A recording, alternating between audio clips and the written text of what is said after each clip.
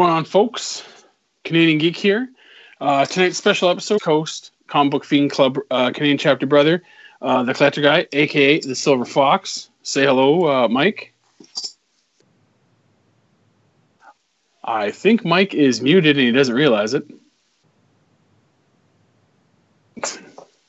Image. Mike, you're muted, brother. Uh-oh. I think we're experiencing some technical difficulties. How about now? There we go. Testing, now we 1, can 2, hear 3. you. There you go. Might be some technical difficulties to start everything off. Yeah, exactly. Collector Guy out here in Alberta, home of the one and only Wolverine. So not quite West Coast, but Western Canada for sure. Thanks for having me, guys. Yeah. Alrighty, so unfortunately we were supposed to have a few more people, but real life usually takes precedent over comic books for a lot of people. So unfortunately we had to have a few guys back out due to personal commitments. You know what? Me and Mike are just going to do the damn thing here and keep on keeping on. So I thought I'd start off with a quick, for people who don't know, a lot of people see Wolverine, they like how he looks, they know a little bit about either the movie or modern comics, but I thought Mike would just start with a quick, go over a brief history, like a real quick history of him. Yeah. And then, we can just go from there and we can field questions from you guys watching. And of course, Mike, if, we do comments and everything. So we'll just, ebb and flow. And, there's tons. So originally, Wolverine, back in the 70s when he was created, Canada, actually, there was a really big comic market for Marvel at the time, especially probably from most comic book places at the time. It was only really America and Canada that were the big money makers or customers, customer base. Roy Thomas, who was the editor-in-chief of Marvel at the time, was like, "Okay, we need to get we should have a really cool Canadian superhero to not only boost sales but also to show a little bit of appreciation to our Canadian consumers, that we appreciate the business and we like having them around." So he wanted a Canadian superhero. And at the time, Herb Trimpe was drawing Incredible Hulk series. But the art director at the time was John Romita Sr. And he's actually the one that designed, the original mask with the whiskers and the gloves they figured at the time, the gloves with the claws. He's the one who designed that. And then through, they decided to say, oh, well, let's just change it. After he debuted in his first cameo appearance. Yeah. Fucking so stupid. At the end of Incredible Hulk 180 and then obviously 181, and I think he's in the first one or two pages of Hulk 182. Then we didn't see him again until a year later, or 6 months later in 1975 with Giant Size X-Men #1, which, if you own one, hold on to it. It's only going up in value. Yeah, it's a great book. Yeah, it is a good book. And then, but it's fun enough is they didn't. When they debuted shortly after they I'm fumbling my words, people. Sorry. Shortly after the debut of that book, in sales wise, anyways, the X-Men actually started to falter. They were looking at changing the team again after that, and Chris Claremont, and then when Dave Cockrum left the book, John Byrne came on the book, and they decided we need to develop some of these characters, and Wolverine was a big hit. So, that's when they really discussed and started introducing all his powers. At the time, he had superhuman strength, but that got nerfed a little later on. His healing factor, his reflexes, and all that stuff. So it was really cool. And then, as it went on, we saw him he became an integral part of the team, throughout the 70s. And then John Byrne, actually, for anybody knowing, Michael know this because he's a Canadian and a hockey fan. I think it was 1977. There's a hockey movie called Slapshot that starred Paul Newman. Every Canadian, it's required reading. Yeah, pretty much. Yeah. John Byrne was was from England, and he came here and he lived here for a long time, and he grew up with that movie. And so there's a character in the movie called Dr. Hook McCracken. And hopefully Jay's able to throw the picture up. And if you people see it, you'll see this is what he loosely based Logan's look on, because up until that point, we never saw a lot of these characters, except for I think the original 5 or 6 X-Men. We didn't see a lot of these characters outside their costume. Like we didn't see Colossus when he wasn't metal skin. We didn't see Nightcrawler unless he was in, his circus looking outfit. We didn't see Wolverine unless he was in his mask.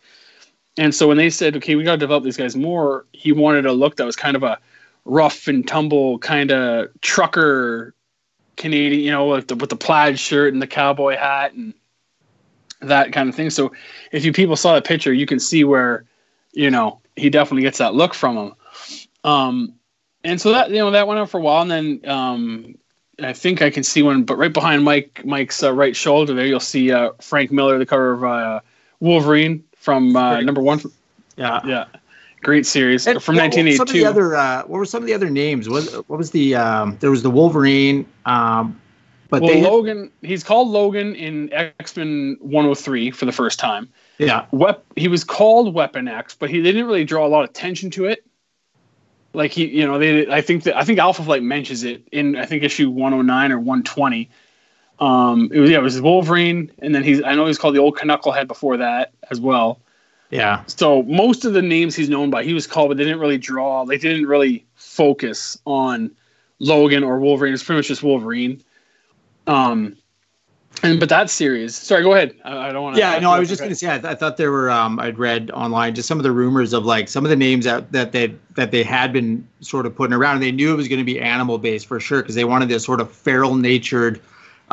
Great White North, right? I mean, bears and moose and the rest of it, but didn't want this huge character, right? They wanted something smaller, ferocious, compact and ferocious that really embodied it, right? So that, and I can't there's not too many other heroes that had that at the time, where it was just like this animal brought to life as this character, right? And then embodied all those characteristics around it as well, which I think set him apart so much too from all the other characters that had been out there, right? He was just such a rage monster, just say anything, bad attitude, and the rest of it. So it was sort of a refreshing addition to those teams, I think, for them.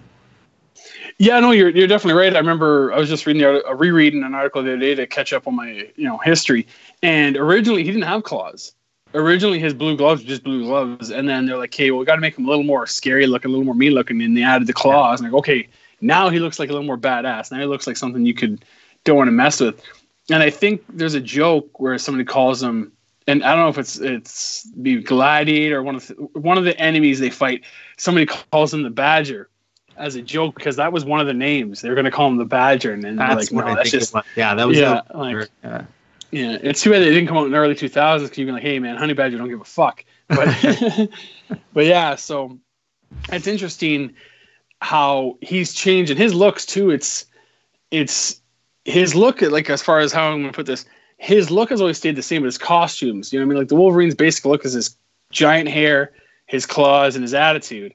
And it doesn't really matter what suit he's wearing, as long as the artist is able to convey the attitude and the claws well enough. You're like, okay, yeah, that's Wolverine. Yeah. We're good. You don't need and we know that he pulls off a nice white tuxedo just fine, right? I mean, he's pretty adaptable, but he looks most at home. I always think. I mean, one of my favorite outfits is definitely just like lumberjack Logan, man, right? Like just like come out of the backwoods, axe over the shoulder, sort of thing, right? So plaid shirt, yeah. No, definitely. I think it was one of the topics, but yeah, we can jump in here. I think my favorite costume is his brown on brown costume. That was started in the 80s. I think that's just, for some reason, it's simple. Maybe that's why I like it so much. It's two-tone, simple costume. It can look badass. Like the other one is like the Weapon X, but that's not really a costume, where he's got like the helmet and all the wires, and that's just what he broke out and he was still wearing. But yeah, the brown, like there's a really good, came out last fall. There's a company called Gentle Giant, and they make some pretty sweet statues. And they came out with a 4-part of 4 different statues, and the brown one just looks amazing. I saw those. Alpha Comics has those locally, and then I've actually got one of the Gentle Giant Thor pieces, so I've seen that Wolverine. Oh, nice. Awesome. And then it's so that was John Byrne, X-Men 139 that introed the brown suit. So I've actually got brown suit as my number 2. I love the OG costume. I love the bright, like yellow, blue. Yellow.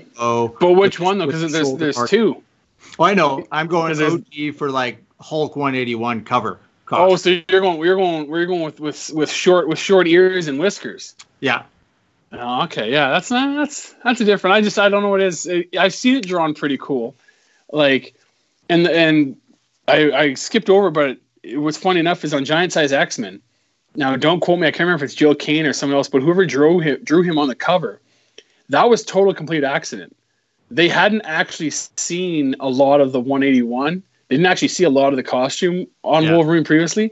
So when they were asked to draw the cover, they just kind of like, literally like, okay, well, they're like, you got to kind of draw him with like big ears and this cowl thing, like Batman.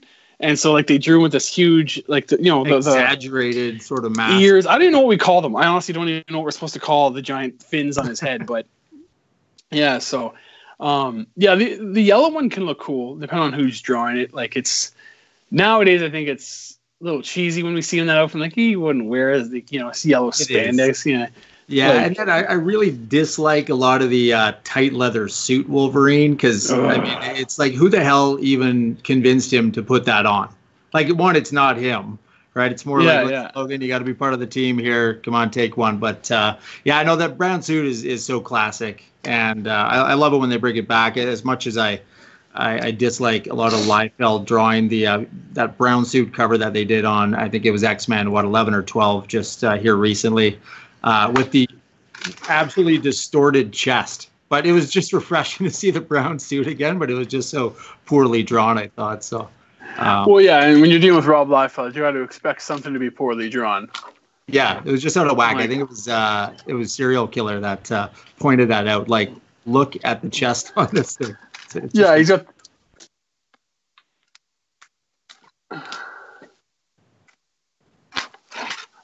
Well, it's not bad. I'll put it. Well, my third, I actually said just like casual sort of Wolverine, right? Like I got art like that has that exact for some reason fucking costume, white beater and blue jeans. Yeah, I mean, I appreciate all of Logan's looks depending on the story, but it's like I always picture like if you gotta do like the intro to the movie, it's like Captain America and Infinity War, like what costume if Wolverine had that moment where he's coming out of the shadows. What costume are you going to want to see? And like, I got two great examples, and you got the same book behind you. But like, here's a great one by John Byrne. I think it's Wolverine, 17. Yeah. There's and then David Finch did his for Uncanny X-Men, which is 10 times better than Rob Liefeld's. But the David Finch brown costume, Wolverine, is just so classic. It's simple. That's why I think it's people like it. It's not all these bells and whistles. It's brown, yellowish butter kind of thing, and then like a red belt. So but so it's I mean, those are the most iconic ones for sure, right? When you see any picture, when you think of it and you're going to draw it, I always think you're going to do the bright suit, the brown suit, and then either a tank top or the plaid shirt sort of thing. The leather coat and the shitty black leather coat, and well, they make a joke about that in part 1 in X-Men 1 where he's like, would you prefer yellow spandex? I'm like, yeah, actually, opposed to those fucking ugly goddamn jackets you guys are wearing, probably would. They'll get there. And then going back to the history really quick, Weapon X. So Frank Miller that explored his Japanese past. When he was in Japan. Which is a really awesome story. If you haven't read it, go grab the trade paperback. It's like $10, probably less if you can find it. It's a 4-part series. It's amazing. It's before Frank Miller decided to stop drawing well. But that's all I can say. And it's just a great series. There's some iconic panels in it, some great writing. And you find out, you see a whole other side of Wolverine through that series, right? I think it really sort of expanded the Wolverine that we know and love, right? So. Yeah, and I wish they would kind of go back because different writers have kind of made him OP, like overpowered. Some people write him like he's like this indestructible machine of death, and then some people really underwrite him. And I feel it's like, okay, well, he's like almost 200 years old. He's traveled the world. He speaks like 20-some languages. Like Bruce Wayne, he knows like almost every martial arts out there because he's trained everywhere. Yeah, been through. So I wish they. Wars. Yeah, that's one of the only cool parts of X-Men Origins Wolverine, the first movie, is the starting montage when they show him in the Civil War, and then not the Civil War, the War of Independence, and then the Civil War because he runs to the States in the movie. That's right. Yeah. So they're in the War of Independence and the Civil War, and then there's First World War, Second World War, Vietnam. and then Vietnam. So that was really cool. And then, and so then later in the 80s, it wasn't actually till I think it was 88. So where are my notes here?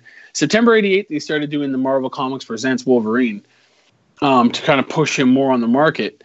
And then it wasn't until 91, issue 72, where they do Marvel Comics Presents Weapon X. And that's actually the first, like they mentioned it before in either X-Men or some other series where there was experiments on him and all this stuff. But that was the first one, and an amazing storyline done by Barry Windsor Smith is when they actually show Weapon X. So I don't know if I think I sent Jay a pitch, he'll probably throw it up.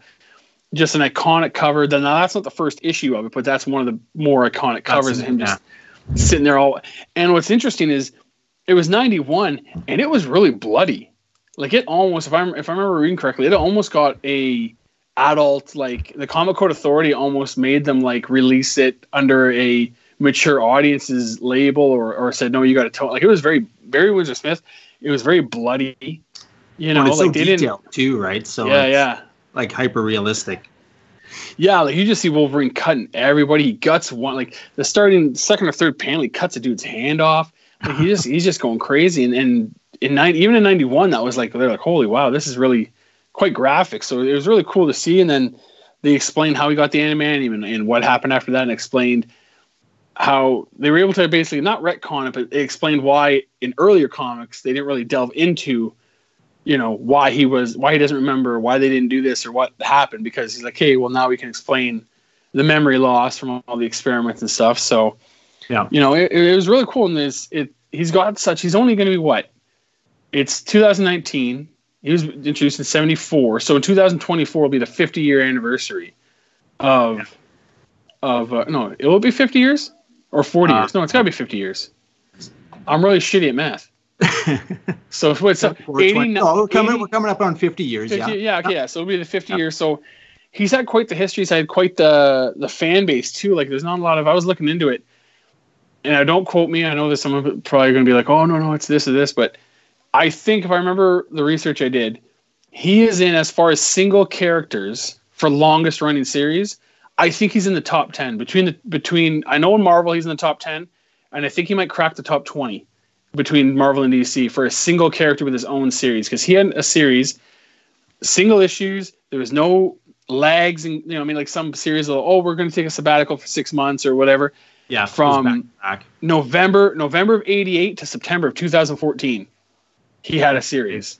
Like that's insane. But everybody wants more Wolverine. Like there's so much storytelling to tell. He's crossed 13 different sort of Marvel teams, founded. Oh my god! Like, yeah. So much there, and I don't know what it is that resonates so well about Wolverine with everybody. Like, what do you think, Chad? Like for the friends that I have and other comic buddies, they either love him or hate him. I have a couple buddies that really don't like him because they think he's overhyped, and it's like, I've had enough Wolverine.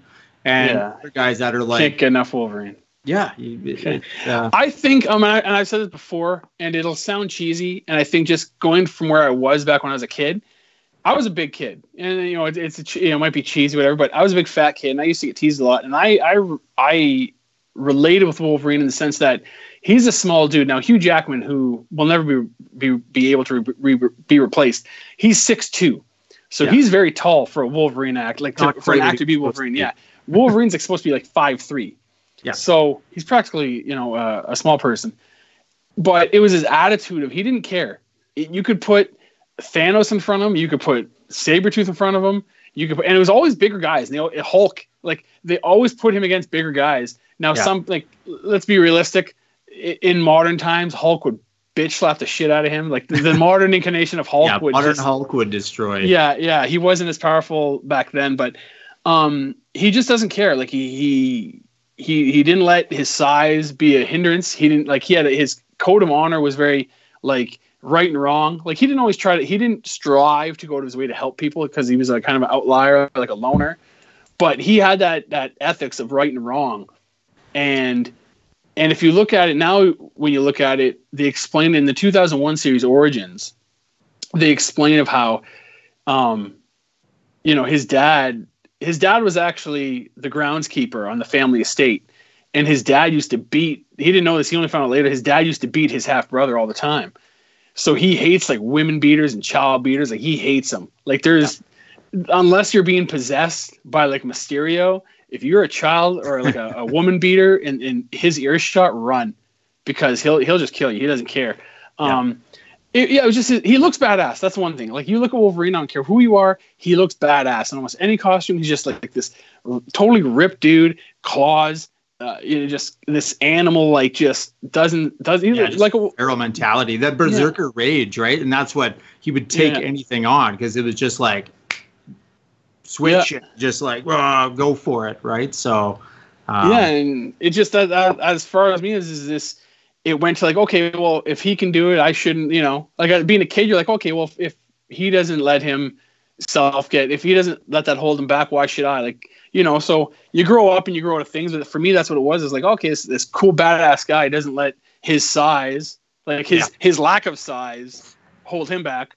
So it's like, oh, there shouldn't be any reason I should let my extra size hold me back. For sure. So it was sort of this counterculture mentality of like, I don't need to fit into the group. I really don't want to be part of your team. I'm fine by myself. Like, leave me alone. I'm working. I've been through all these battles and the rest of it. Like the history that he's got from when we're actually introduced to him, as a character in the 70s, but he's been around since the 1880s, right? So he's this old man, and he's bitter, he's grumpy, and now he's working with all these young kids who are like just figuring out their powers. And he's like, I know so much more than you guys. This is how you deal with it. We'll just get the job done.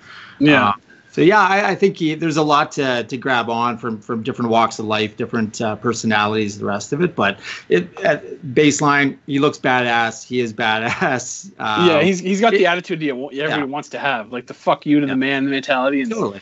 If you're going to put together a team, like a dream team, I think everybody's going to have a Wolverine. Nobody's putting Cyclops on that fucking team. Let's put it that way. Like. Yeah, and he's definitely more sledgehammer than scalpel when it comes to how don't get me wrong, the claws are he's very precise with those claws, but I just mean overall how he approaches things. He's very much like shoot first, and maybe I'll ask questions. Well, when you know that you can be ripped in half and just grow back, I guess you pretty much have I can throw myself at any problem as the fodder, right? Everybody else is weaker than me, isn't going to have that healing factor. So I might as well go first, take the brunt of it, and see what comes after. Yeah, he definitely has that tip of the spear, first man in the door kind of mentality. And personally, I always think that's I don't know if they ever said it, because I didn't read a lot of X-Men books. I stick mostly to Wolverine, but that's what I always felt. That's why Cyclops never liked him, because he was willing to do the things Cyclops didn't want to do. Because like, oh, we'll do this. No, there's one way. That way, through that door. There's no other way around. Let's just go and, let's try to do this. Well, and you needed those opposing viewpoints, right? Which, I mean, ultimately still made Cyclops look like a fucking idiot most of the time. but he was an easy character to not like, right? Yeah. No, and there's just, and like I said, there's so much history with the character, and there's so much you do, and like, so, his own series, like I always felt, his own series, there wasn't a lot of like, I'm trying to remember back. There was some cool standalone stories, like interesting stories. But for a lot of the Wolverine, a lot of art, like my, if we're talking about favorite artists, one of my favorite artists is Adam Kubert, who was on, I think, from issue like 62 to like 103 with Larry Hama as the writer. Yeah. And so that was like my formative years of kind of growing up and learning new things. And he was a really great artist, but as far as the story, there wasn't any crazy, like, issue 25 of X-Men is when Wolverine, Magneto sucks his adamantium out, which was something crazy, because then in Wolverine 75, he thinks he doesn't know what's going on. Like he thinks he can still do what he does, and he actually doesn't know he has claws. Yeah. Like, you learn this later on, they retcon it or they talk about it, but he's like, oh, I was just looking at it the other day because I'm sending some books to Attila out in Vancouver. He's going to get Larry Hama to sign them because he doesn't really come out this way. Nice. And near the end of 75, Wolverine's like jumping around the danger room, and he's like, I'm still the best at what I do, even though he's all like getting his ass kicked. And he goes to pop his claws, and nobody knew he had claws. Not even Professor X knew he still had the bone claws. So he like pops him. He's in incredible pain, and there's just blood pouring out of his gloves. Yeah, So it's just like, it's this cool mentality of just he doesn't care. He'll go. And I won't lie, I totally, completely had a brain fart there. On artist, so artist, yeah, sorry. Who else you got on your sort of top artist list? See, let's do artist first. Just not cover artist, just artist. Yeah, just artist. Adam Kubert's got to be up there. Andy Kubert also draws him really well.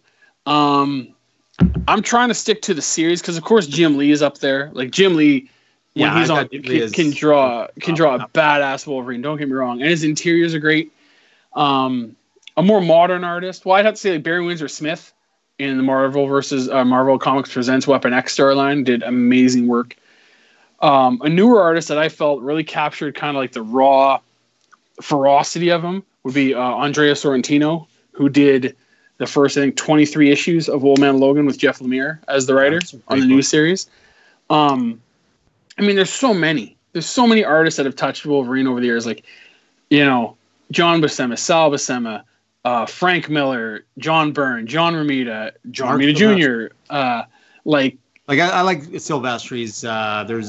There's a bunch. What, he was 87 and 90, 99. Yeah, so he was issue like 34 to when Adam took over, like 60 something. Yeah. Yeah. So and just all the those subtle differences between them all. Some make him so ferocious. Others sort of humanize him a little bit more. Yeah. And then just all the characters surrounding him. But I don't know. It's got to be such an honor to be able to work on such a legacy character like that, right? So do you have a total on like how many artists have done him in the book? Oh my god, it's got. I didn't even think to look at that, but yeah, it's easily like, yeah. If we're talking just Wolverine, like just the Wolverine series, we're probably looking at. I'm just trying to think off the top of my head.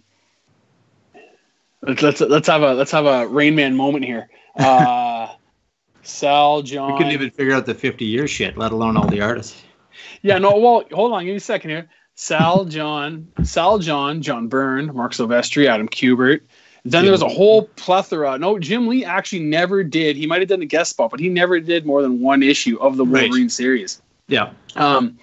But then after Adam left, like after issue 100, if you remember, they tried to give him his Animanium back, and he rejected and became the ugliest shit feral Wolverine. After that, there's a whole bunch of different artists. Sean Chen was on there. Lionel Francis Yu was on there for a little while with Chris Claremont writing. There was David Finch for a little while. There was, I said Sean Chen already. Eric Larson came on to write a little bit and do a little bit of art. There's so many. Like, later on, like, you got Ryan Stegman, you got Nick Bradshaw, you got all these other characters have touched him over the last 20 years. So there's so many, easily 30 or 40 different artists. Yeah, I'd say for sure have graced it. So, but like, and going to like, what about yourself? Like, what are your favorite guys as far as artists? For artists, I had John Byrne, Mark Silvestri, mixing up some of the cover stuff, but I always love the Jim Lee cover stuff for sure. Barry Windsor Smith, again, so detailed in a lot of that artwork and everything. Those are some of my the ones that I pull out and stick up on the wall, or if somebody wants to see them, those are sort of my go-tos. On the newer stuff, I've been picking them up. I haven't been all that happy with some of the new stuff for sure, but the art's still good. So we'll get into modern writing in a little bit. Yeah. I gotta have a few drinks in me before I start shitting on Charles Soule. But and for anybody watching, the book over his right shoulder above issue 17 is X-Men 310, which is done by Alan Davis. Yeah. The one where he's scratching the cover. Yeah. Who's another amazing artist, from old school artists. I would love to meet him. I think he's still alive. But he's another one that did a lot of stuff, back in the day. But yeah, I don't know. It's just, there's so much to talk about. Like, every time you think about him, like, oh, he could do this. And like, I'll show you a picture. This is my brother did this for me for a gift. But like Weapon X, even Weapon X can look so badass. And he's got like no costume. Yeah. And you see some artists who try to just overdraw him or underdraw him, as I feel Rob Liefeld did in that cover. And you can tell, I think the biggest thing is you can tell who cares about the character. You know, like Lionel Francis, you did amazing work, some amazing covers, amazing interiors. And you got other artists who just like, how the fuck did you get this job? You know, how do they put you on this book? But yeah.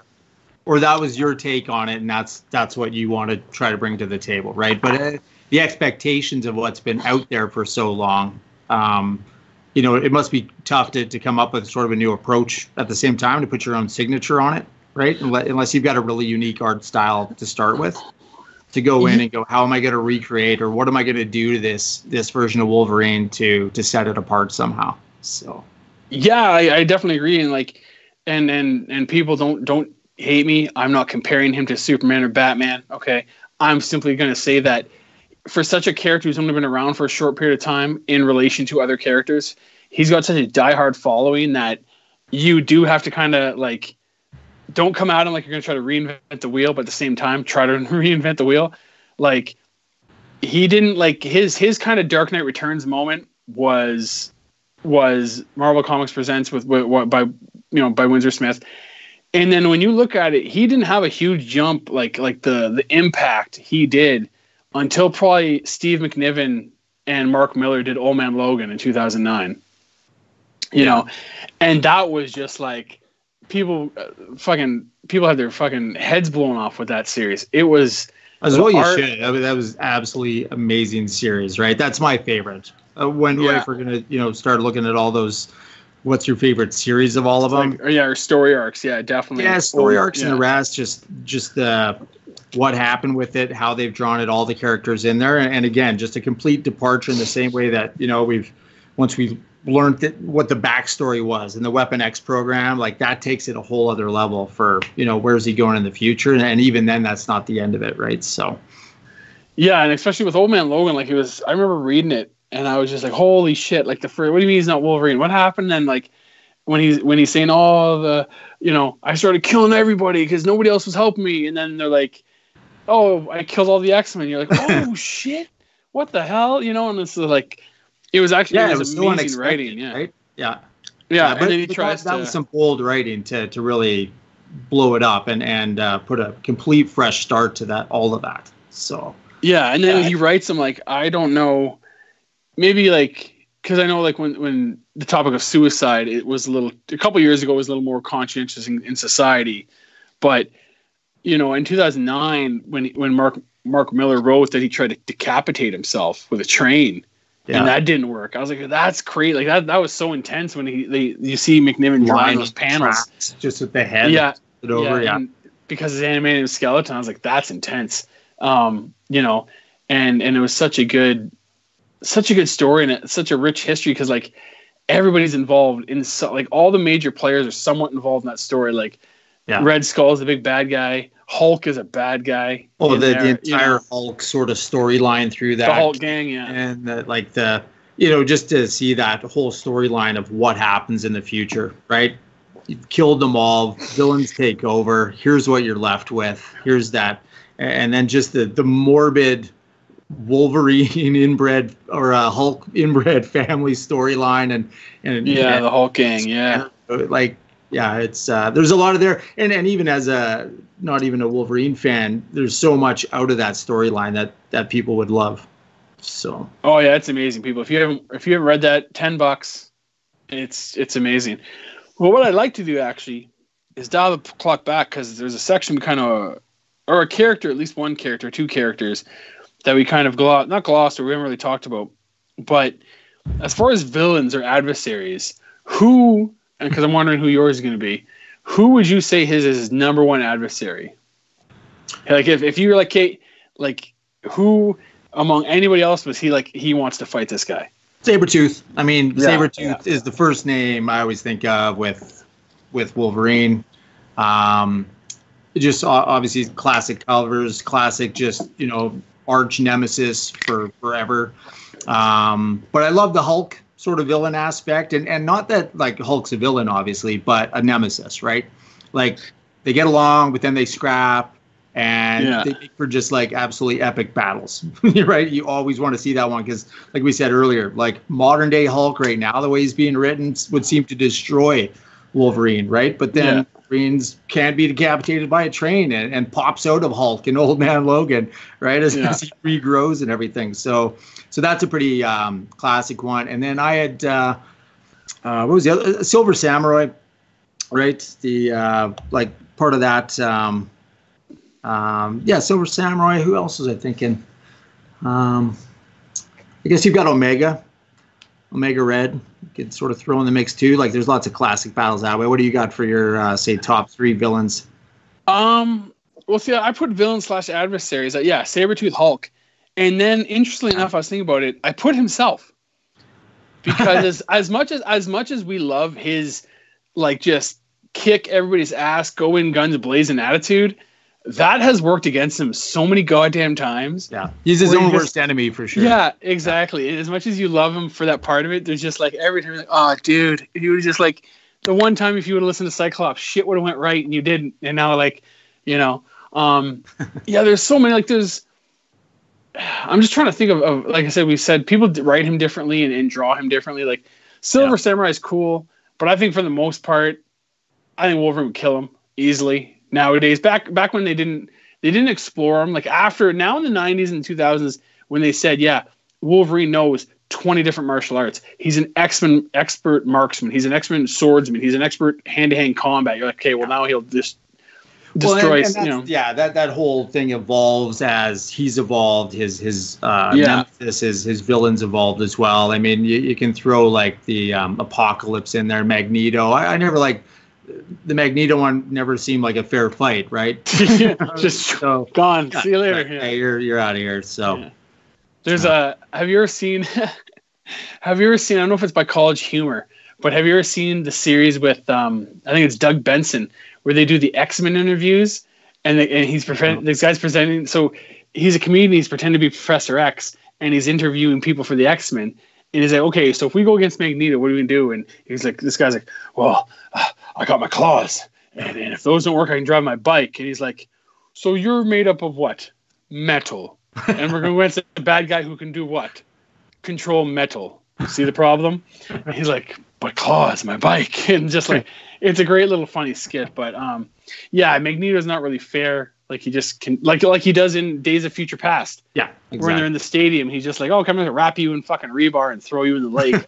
But yeah, there's so many like, and going back to people who drew him or people who wrote him. One of the characters, if you ever watch, I don't know if you read a lot. Have you ever seen a lot of Jay Lee's stuff? Like he usually does a lot of cover art, but Jay Lee does where. He doesn't wear like human-looking characters. Like he doesn't draw big, ripped muscle men. Like Sabretooth, I love how he draws Sabretooth because he draws Sabretooth like this lanky kind of like guy who would hide in the shadows and like stab you in the back. Okay, all the characters are like all methed out or something. No, but he draws them like more like realistic. Like even Colossus, he doesn't draw him as like this giant, like big thing. Okay, he's just a man of metal. More realistic as far as this overly muscle on muscle guy. But we were talking about artists. Let's talk about writers. Who are your favorite writers? Some of your favorite writers. Mark Millar. Yeah. Claremont for sure. Not sure who I'd go with for third. I mean, those are my top 2 for sure. Yeah. And there's some of the one-off stories. Right, so it's like I like that one. I like the story. Maybe I didn't like the artwork that much of the rest, but just some fresh takes on it. Who do you got? Mine, I put Mark Millar first, and just because, like that was in 2009, and he was introduced in 1974. But I honestly don't think Old Man Logan. I don't think a lot of people realize just what an impact that had, not only on the character of Wolverine, is on the Marvel Universe itself. Because a lot of stories they started looking at. Okay, what can we do? A lot of storylines from a lot of different comics started doing future storylines or what will happen in the future based off what happened with that book. So it was a game changer for sure. Yeah, so Mark Millar's number 1. I put a more modern writer was Jeff Lemire from the Old Man Logan series that just ended a little while ago. And because I loved it is because if you read it, he actually goes back. he goes back to a lot of the first few issues. He discusses that war of when the bad guys all got together, right? You know, and like they talk about when when they show he's dead, he has them go to Canada and see the Wolverine monument, and Forge is there, and he's like, you know, this is where he put him because we thought he'd like it, and so it was a really good storyline. He explored a lot of the lesser known history of him, kind of. And number 3, I have Barry Windsor Smith, just because the Weapon X storyline, books and stories for sure. Yeah. It's just there's so much stuff, and it just there's. Did you like that whole Death of Wolverine? Sort of. Oh, okay, yeah, we're talking about writers. You say that, it's like welcome to the shit on backstory. Welcome to the shit on Charles Soule hour here.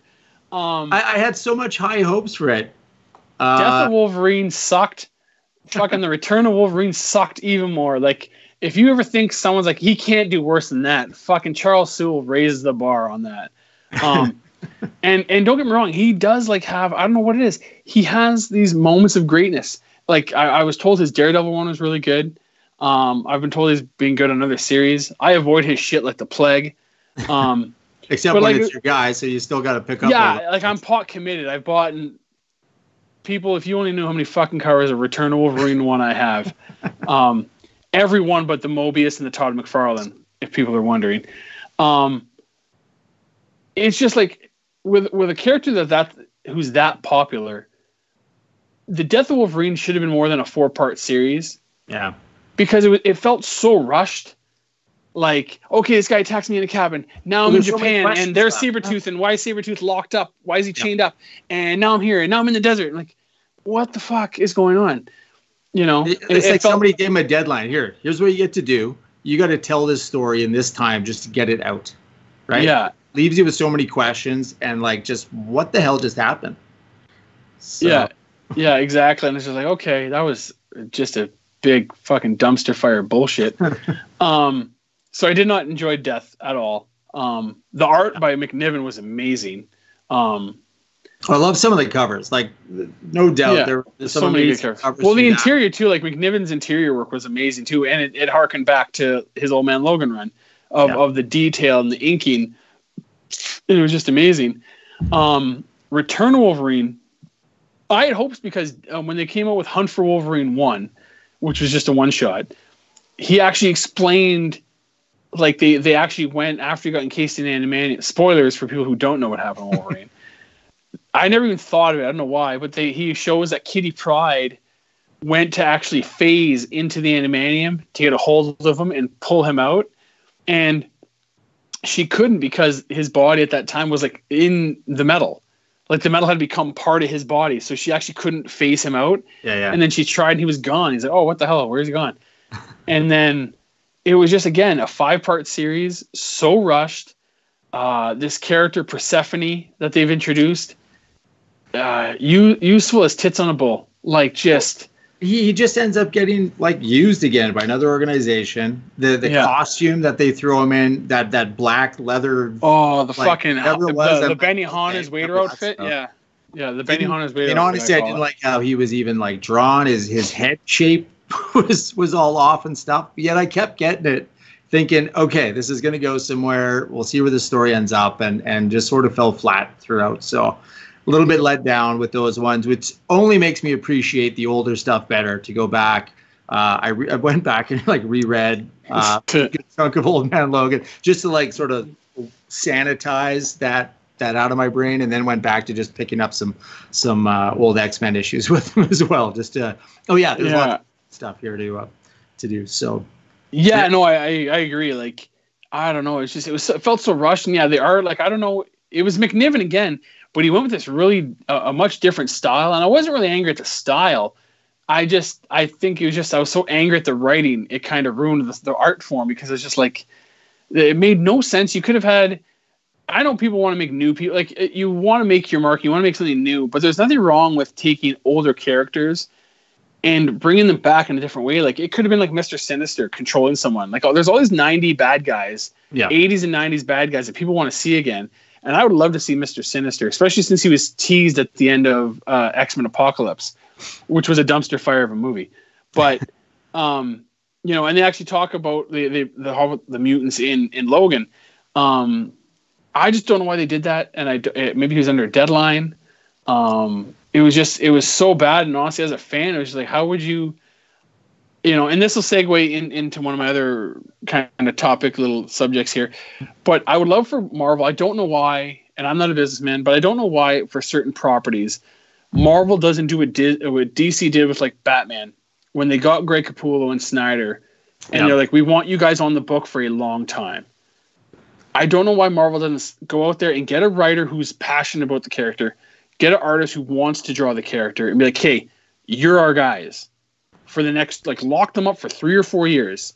Yeah. You know, and let them do their own thing on the side too, like a lot of people do, but like, just because you see it, whether, you know, a lot of people, you know, I'm one of them, complain about the second half of Capullo and Snyder's Batman run wasn't as good as the first half. But it was still there. Like, how good it was still there because they complemented so well and because they worked together for so long. When you keep taking artists off books and putting writers on and putting artists back on and switching them up, you're just like, it's not enough. It's not enough time to write a really good thought out story. I don't think, you know, rushing with these 4 or 5 books, the rest of it. I mean, not that you can't get a good series in there, but for a character like Wolverine, where we want to, they're basically trying to give it a bit of a reboot, right? Like, okay, let's captivate some new readers. Here's what the take on it is, but you know, it's just fallen flat, which is just sort of sad to see with this. You know, obviously as Wolverine fans, to hey, great, there's these new titles coming out. They were hyped. We're super stoked to see what they brought to the table, and you're sort of left just little sort of okay, whatever. I'll go back to reading Immortal Hulk, I guess, because like I want some storytelling at that level and you know, some real character exploration, not just okay, here he is on another adventure. We've cleared up all that other stuff in a rush. Now we're just gonna throw him into this new storyline and keep you buying issues. So because I mean, with Old Man Logan, it's kind of cool is where he was transported back, and Old Man Logan came to modern times, and his goal was to stop the future, and it kind of the story kind of derailed at certain points, but at least they kept that going. Whereas, the Return was just like this giant clusterfuck of writing. And then, like, and don't get me wrong, I'm not a writer and I'm not an artist, but like some of the artists, and I don't want to shit on anybody who's not Charles Sewell. So, but some of the artists they got, the artist they got to help McNiven out is not good. He's not a good artist. How he got a job, like if you look on Instagram, there's so many great artists on Instagram that I follow. And I'm just like, how did this guy get a job with Marvel drawing Wolverine of all characters when there's like a baker's dozen a click away that could do a 10 times better job? Yeah. Who are new people who wouldn't charge, you know, it's like Marvel can't afford these people. It just seems like Marvel's just more obsessed with just getting shit out there than it's quantity over quality.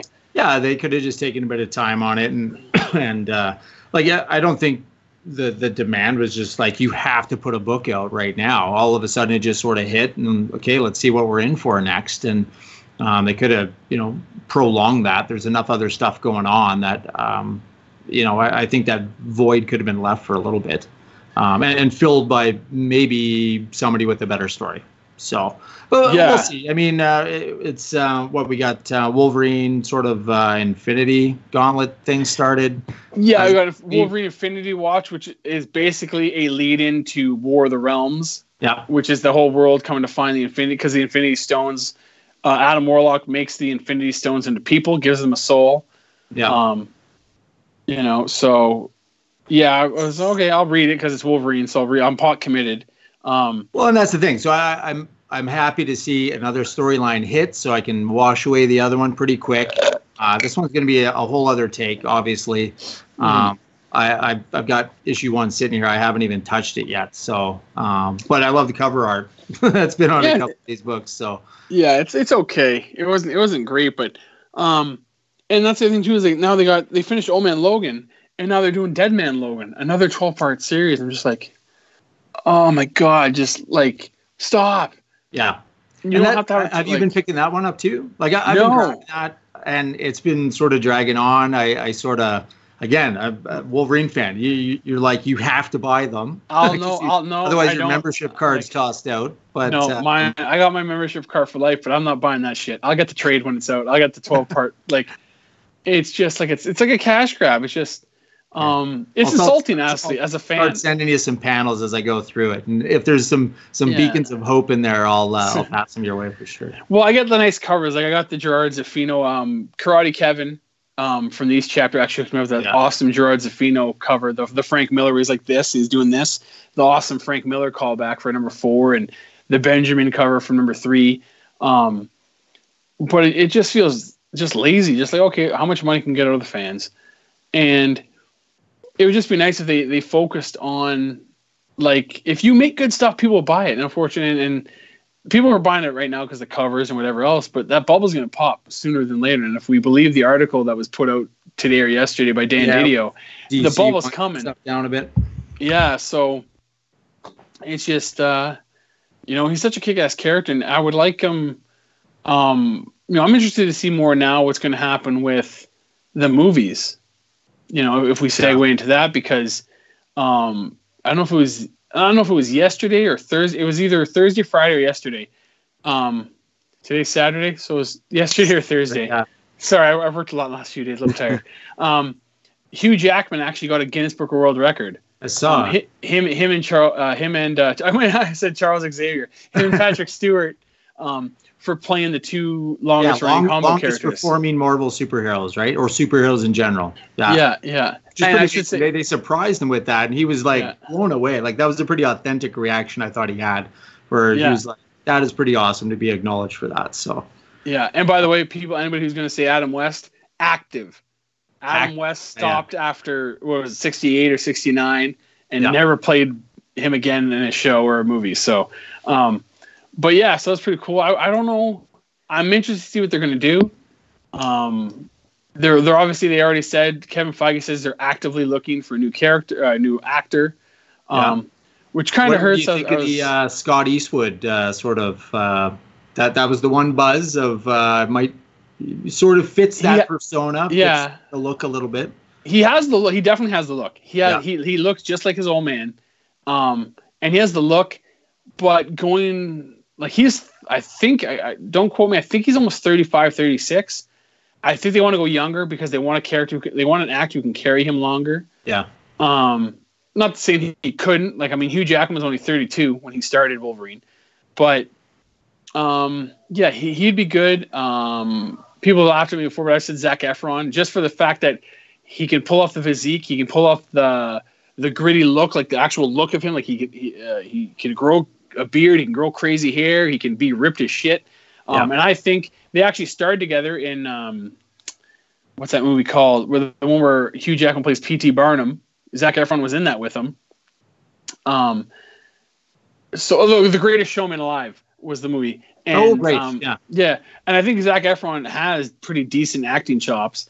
And like Hugh Jackman, he could grow to learn the character, I think he would taint that character. He's coming in with too much baggage, for one. I think it's obviously an opportunity for like a really good sort of up and comer, like they did, picking the latest Spider-Man sort of thing. But it'd be interesting if they went with a short guy, right? If they actually it would be, and I wouldn't, keep a little bit more authentic to it. But would you rather have somebody step in and do that role again for another, 8-movie deal? Or would you rather maybe go through 2 or 3 to sort of see some different ones? Like just like in the books, we've got Logan and Wolverine as a different character altogether, different mentality, different place, or you want that consistency as a fan? It's not about, for me, it's not about consistency. It's about getting a guy who's passionate about the character. Like a lot of people, not a lot of people, but if you're not a really big Wolverine fan, Hugh Jackman threatened to walk away from Wolverine after they made X-Men Origins. Yeah. Because it was the first and only movie they used CGI claws.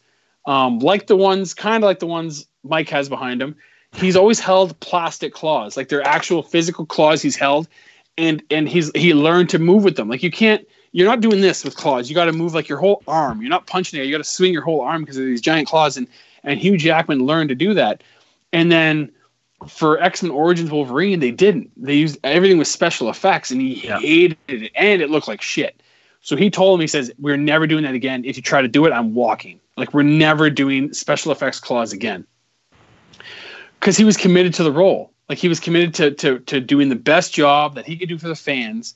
Yeah. Because he knew what was being asked of him or what was expected. So I would love for an actor to come in and do 8. Just for the simple fact that as long as he's passionate about it. I don't want some guy to come and phone it in. But I would love for a guy to come in and be like, hey, this is... And don't try to, like I said before, reinvent the wheel. Nobody will ever be as great in the way Hugh Jackman was as what, someone else, like some people say Heath Ledger for the Joker. I liked Jared Leto's Joker. I just didn't like it in the same way I liked Heath Ledger's. So whoever comes in, it's big shoes to fill, but I hope it's just someone who, you can't be Hugh Jackman. Don't try to be Hugh Jackman. Well, and I think they'll end up going through a couple. I think inevitably, even if they find somebody, let's say it's a young actor, there's obviously the chance of something happens, he gets taken away on another movie, finds another, if it's the MCU, they won't though. If it's the MCU, they find a guy, they'll lock him in going, you're Wolverine for the next 6 years. Yeah. Like, you'll do your other movies when we let you. Yeah. And again, it all depends what their plans are. Because if they're going to have... Yeah, we got a while on that anyways, until, that's actually going to come to fruition. So, yeah, the deal, I don't think the deal is going through until like June now. Yeah. So, it's so hard because you grow up with these characters. Like 1999, I was what? Like 17 when X-Men 1 came around. Hit the screen. I mean, now I'm going to be 37 this year. So like 20 years ago, is when Wolverine first came to the screen. So yeah, it's like, oh, that's crazy. And I think the MCU, I think it depends on what they want to do. If he's part of the MCU, like if the X-Men and Wolverine become part of the big ass world that Captain Marvel and Thor and all the rest are part of, I think they'll go with a character they'll go with an actor they want for a while. If they keep him kind of on their own little segregated, they might be like, okay, well, it was okay, but we're going to try someone else next time. Well, and that's the thing. Yeah. Going forward, do they invest in like a good one-off just movie just about him?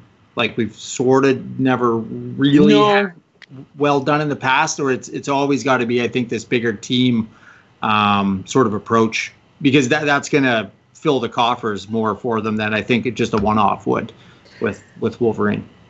Yeah, I mean, yeah, you're right. Like, I don't think they have to go with his origin story. We've seen it enough. It's like Batman and Spider-Man. We know how he got his medal. We know what happened to him as a kid. So I don't think we'll see that.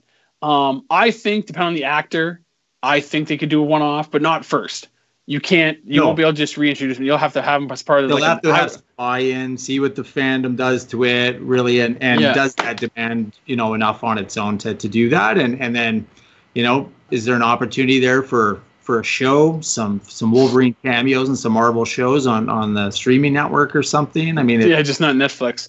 I know. Yeah, and because we're talking about the movies, and like, I got Logan playing in the background here, and that's a perfect example where like it took him 17 years, and even Hugh Jackman said with Logan, I was finally happy with how I did it and how it came out.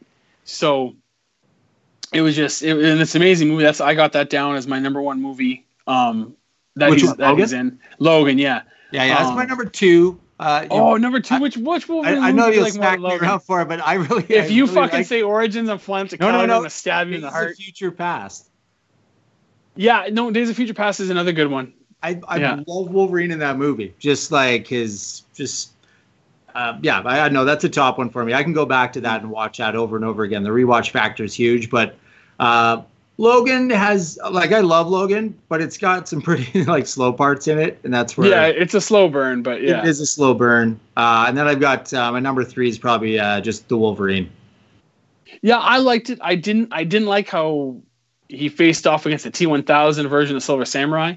But it's a pretty cool battle still, but yeah, it is. It's not, it is cool. And it's just, I've argued with people before who I'm like, oh, Wolverine's not the coolest X-Men. I'm like, really? X-Men 1 is about him and Rogue. X-Men 2 is all about him and Stryker.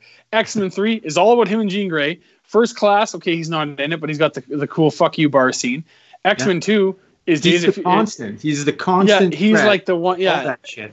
Yeah, Days of Future Past is him going back in the future. Yeah, if it wasn't for him, nobody could even go to the past because nobody has the healing factor to do it, right? Like, and the only cool part of X-Men Apocalypse is his cameo as Weapon X in the bunker. Yeah, that's the only cool part. You could literally not watch. Okay, cool, awesome. Who's in it? Good, and that's what I did. I was like in Days of the Future Past. So he gets just mind shifted into the past there. Who else would wake up in bed with those chicks and just assassinate those guys in the room, like to start the whole thing off? Like, I can't see anybody else doing that. It's got to be him. And for a small guy, man, he takes down a whole whackload of tail. He just Wolverine fucks. He fucks everybody. He was banging Nemours' cousin in the books for a little while.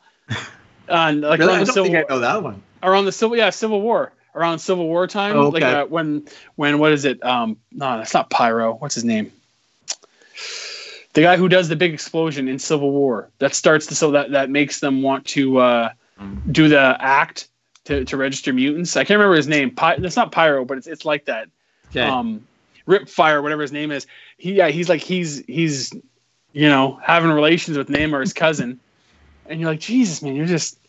Don't be around him. Jean Grey, Storm. Girls like the badass, right? Elektra, Deathstrike. He's the epitome of it for sure. Yeah. Yeah. All right. So that's top movies. What else we got here? Artists. We got cover artists. Because to me, there is a giant space between who can do interiors well and who can do covers. And for me, cover artist, and maybe it's just because his stuff's so out there right now. Gabriel Dell'Otto does amazing covers for Wolverine, like amazing. He does amazing covers for everything, man. Like, I'm hard pressed to find a cover of his that I don't like these days. Like, I'm not reading that book, but I'll pick that up because it's a fucking Dell'Otto cover. So even that Daredevil issue is even amazing. David Finch, who does do good interiors, but he does amazing covers. Frank Miller's up there for me. Just those are iconic covers. Yeah, they're iconic. Definitely, they're iconic. I haven't liked his writing. I haven't liked his drawing since Dark Knight Returns. So, but yeah. What about Barry Windsor Smith? Those covers are. And his interior work is amazing too. Those covers are iconic all around. Like that's the sort of twofold on general Wolvie artists and and like Jim Lee as well. The artists who we always like will always do good covers, except for Rob Liefeld. Fuck, he sucks. Yeah. And I don't know if it's the one behind you. Like, he didn't have his claws popped out on that cover. No, where was he? He just said, fuck it. He said people are going to buy the book. It's on your shelf beside Thor. Yeah. Like, it's Wolverine without claws, but he'll buy it. What's wrong with his chest? It's so like messed up. It's like caved in. And look at his sides. He has no definition. His hips, his ribs are all one symmetrical line. There's no definition, no nothing. Yeah. Just like, it's so, I hate him. Oh. But I know. And Jay can hear us. If you let us know if there's any questions from people watching. Hopefully there are a few. Just going over the list here. Like, okay. Here's a creative team. Who, if you had to pick like an artist and a writer. Who would you? I know we talked about this off air. Who would you pick if you were? And I stay away from. I think I changed it when we talk because now I think really? I'd put Mark Millar. I want him to write. No. It's got to be someone who hasn't written them. Okay. An artist and a writer who have not written or drawn in publication. Because there's certain artists who you'll see that they'll do a sketchbook or they'll do a fun drawing on Instagram of a character, but it's got to be like someone who's never done the series. Oh shit! I don't know, man. You go first. I gotta mull that one over. Well, artist, because I've talked to him several times, is Greg Capullo. Now, I talked to him a few times. He's been to Fan Expo. I've met him probably last 3 or 4 years. I've probably met him not met up with him, but got to see him about a half dozen times. And he was telling me that before he got Batman, Marvel wanted him for Wolverine. And I was like, no. He's like, yeah. He's all, it wasn't, the terms of the contract weren't favorable. Yeah. So at least that's what he had said. So I was like, oh man, that'd be fucking awesome. And somebody actually asked him about that when we were at Baltimore Comic-Con in the fall. Somebody else asked him about that, and he has this crazy idea of like basically like a traveling buddy book with him, Ghost Rider, and Captain America all riding their bikes. I was like, oh, that'd be amazing. That'd make all the money. The hilarity that ensues along a North American, North America, South America, tip to tip sort of trip, Alaska to to Patagonia, but and then like as far as writing, Chris Claremont, although he did this series, so I don't think I can take him anymore. But I think I put that because I think Claremont's writing with Capullo's drawing would be really cool. Tom King, who's currently on Batman, I think would be really, really cool.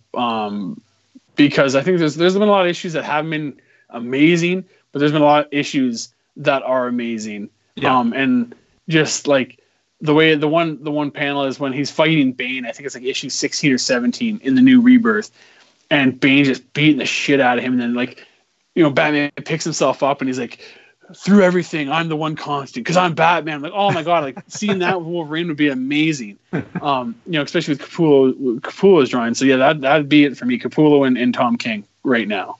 I'd like to see Cates write something. That's a good one. That's an easy one. I mean, he's just hot right now, obviously. That has been for a while. I mean, so much of his stuff. Yeah, I'm hard pressed to think of somebody else that like no artist. You can't think of an artist. I would say Matina, but I would probably, going by his work lately, I'd be looking at going, I swear I've seen this stuff before. Well, I know that's the problem. Who would you copy this off of? Yeah. No, I'm going back to that. I think I'd written down just some of the other guys that that would be a different tandem, like a different team, but because I read so much of the indie stuff too. It's like you could bring like a wacky sort of, again, a fresh take to Wolverine. That Tony Moore would be cool. Yeah, I know you dig Walking Dead. Yeah. So even Charlie Adler would bring a kind of a Adler would be good. Subtler, more subtle kind of film noir style to. Yeah, that'd be kind of cool. Yeah. Lots of possibilities, lots of stuff coming down the pipe for sure. So. Yeah, for sure. So just going over, I think we're coming to an end here, unless there's any more questions from the folks watching, if there's any. What else we got? Are you going to pick up those Marvel Legends Wolverine figs coming out for that new set? The Weapon in April? Yeah. Oh yeah, son. That one looks awesome. I know you've got some pretty sweet statues behind. I know you go for some of the dental nice and the rest of it, but the Weapon X is like my favorite outfit, so I'll be getting that. That one's pretty suppose there's gonna be a Guardian with that. I haven't seen it though. Oh, right. But if there's a Guardian from Alpha Flight with that, I'm gonna get that. That'd be good. Got to complete that set for sure. Yeah, because I got a bunch of the figures. If anybody has an old Legends puck, I'm still looking for one. eBay, brother, eBay. Yeah, they're way overpriced.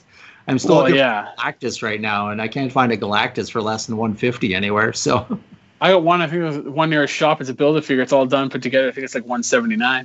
Yeah, they're expensive. I don't know. I'm just going to listen and see what I think. We covered everything. I mean, that's lots. I mean, it's you know what? He's an amazing character. It's going to. I can't see any end to sort of the options they have to take him in, new teams, now he's seen as like he's such a senior element of the sort of superhero landscape, right? Like, bring him in for the wise old, berserker rage sort of mentality character, and I can't see that changing too much, but I look forward to really seeing what people can do with it over the course of the next decade or two while I'm consuming all this great comic content and the movies and the animated shows that are coming out and the rest of it. So that's pretty sweet.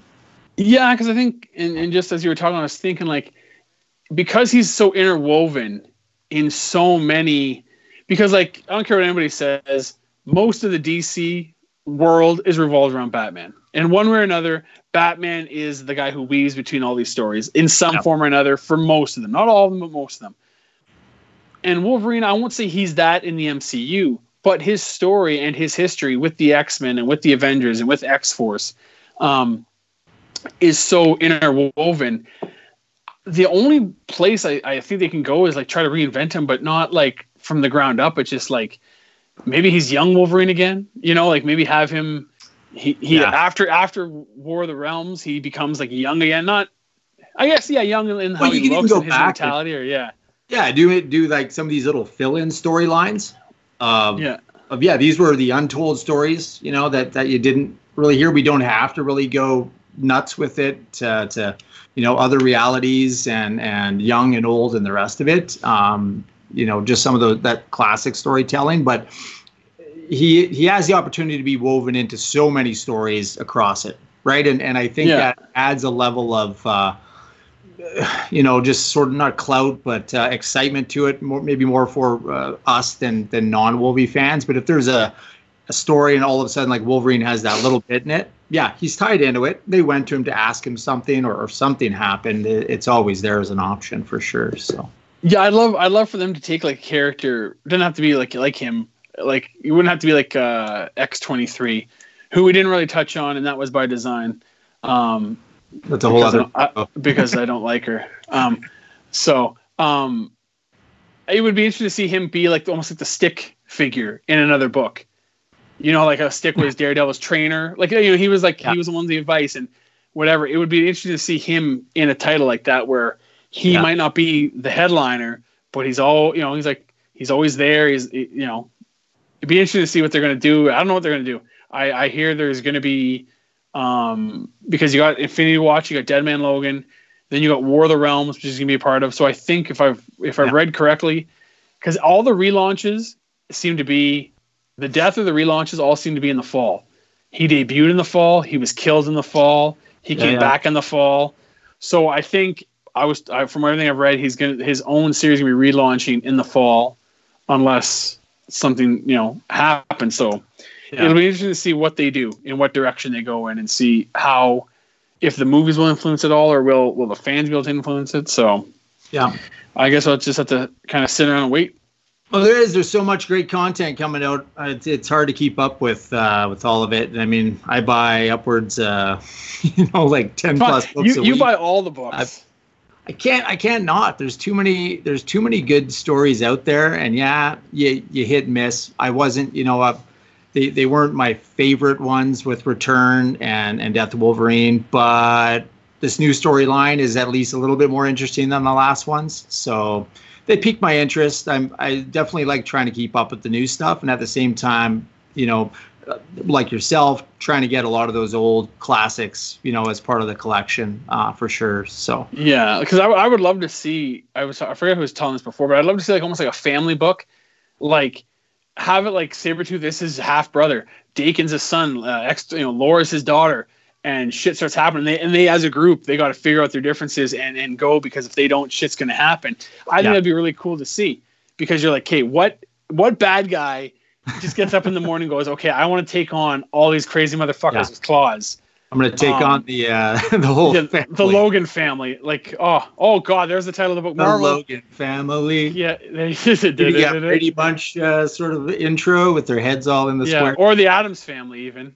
Yeah. Yeah. But, well, alrighty, folks. I think that's, a great show, Mike. It's like, we're an hour and 40 minutes almost. Or we are an hour and 40. Oh, yeah. So, I don't know, Juan, is there any other questions? Let's pop back. I don't think there is. No. But I don't see any. Alrighty. So, I had fun. It was nice to, discussing everything. Yeah. Well, thanks for having me. It's a treat to be on, and you're definitely the ultimate Logan Wolverine fan, Chad. I got to say that. Thank you. Any question I have, I go to you. That's right. Rest of the Comic Book Fiend Club, take note of what he just said. Totally. Mind your P's and Q's. But just real quick, don't forget tomorrow night to tune into the Fiendcast. We'll be live. I'm not sure what time. Just follow us on Instagram. You'll see the post telling you what time. Whenever James feels like posting it. And that's it for me. Yeah. Well, I forgot. I want to give a shout out to our unofficial sponsors, InStockTrades.com. I'm sure there's some sale going on there right now. Go to it. Has not made a Wolverine statue, so anybody from Cold Lake, get on that. And don't forget to check out comicbookfiendclub.com. Across all platforms. The unified. Awesome. Thanks, guys. You guys have a good night. We'll chat soon.